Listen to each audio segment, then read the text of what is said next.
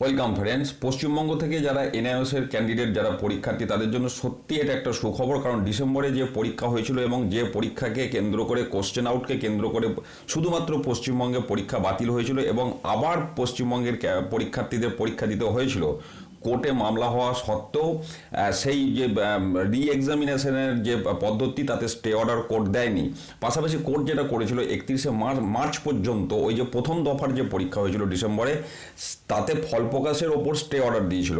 এবং তাতে কিন্তু এনআইওএসের প্রার্থীরা সত্যি সমস্যায় পড়ে যায়। কারণ তাদেরকে দুবার যখন খেটে পরীক্ষা দিতেই হলো।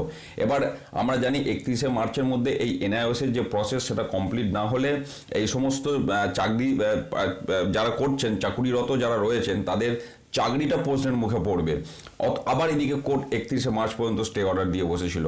তো এই অবস্থায় দাঁড়িয়ে গতকালকে যে হাইকোর্টে শুনানি ছিল, তাতে যাক ওই স্টে অর্ডার কিন্তু হাইকোর্ট উঠিয়ে নিয়েছে।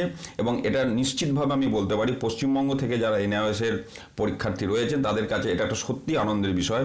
তো আজকে সংবাদপত্রে এই খবরটি প্রকাশিত হয়েছে। দেখুন, বাধা নেই ফল প্রকাশে।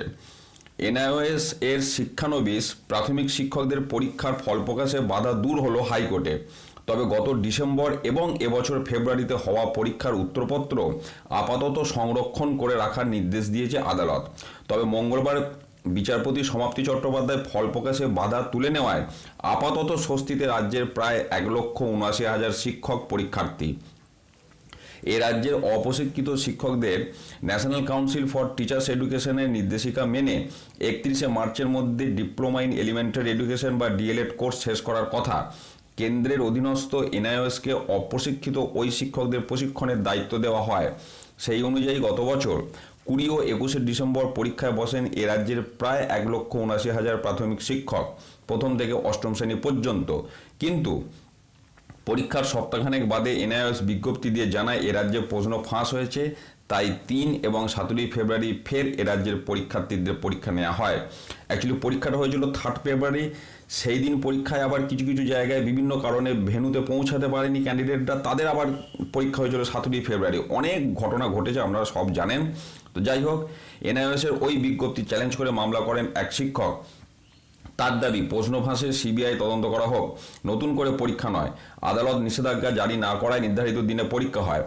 জানুয়ারির শেষে মামলার শুনানিতে ফল প্রকাশে নিষেধাজ্ঞা জারি করেছিল আদালত। এদিনের শুনানিতে ফল প্রকাশের সেই নিষেধাজ্ঞা ওঠায় জট অনেকটা কাটল বলে ধারণা পরীক্ষার্থীদের। পাশাপাশি আমরা এটাও জানি, সেই ডিসেম্বরের পরীক্ষার অলরেডি রেজাল্ট আউট এনআইওএস করে দিয়েছে, কিন্তু পশ্চিমবঙ্গের রেজাল্ট হোল্ড করে রাখা আছে। পশ্চিমবঙ্গ বাদে বাকি সমস্ত স্টেটের রেজাল্ট আউট হয়ে গেছে। তাহলে এরপরে আমরা অবশ্যই আশা করব খুব শিগগিরই এনআইওএস পশ্চিমবঙ্গের থেকে যারা পরীক্ষা দিয়েছিল তাদের রেজাল্টটাও আউট করে দেবে। তো যাই হোক, আপাতত এই খবরটাতে অন্তত এনআইওএস পশ্চিমবঙ্গ থেকে যারা এনআইওএসের পরীক্ষা দিচ্ছেন তাদের কাছে এটা নিশ্চয়ই একটি আনন্দের খবর। এই আপডেট আজকে যেটা ছিল আপনার 27 তারিখের, তো এটা এখানেই শেষ করছি। ধন্যবাদ।